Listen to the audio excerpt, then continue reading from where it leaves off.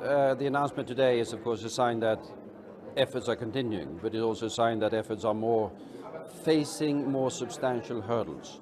There's a deep divide in the question of what to do with Donbass, with Russia having a very distinct agenda, with wanting to push the military agenda ahead, and with the other countries trying to push it back to the Minsk agreement.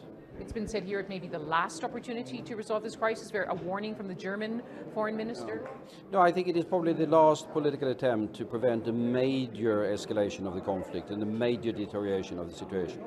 If we can't go back to the Minsk framework, there's a risk that the military thing will escalate, and that will have consequences both for the relationship between Russia and the West and for the stability of Ukraine itself.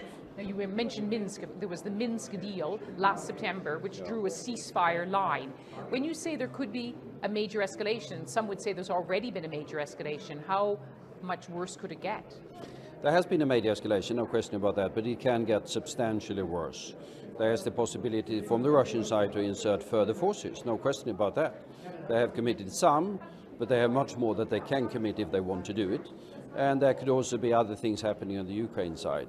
And then if we have a breakdown after a very substantial political effort, then all of our experience shows us that then you really have a deterioration of the situation.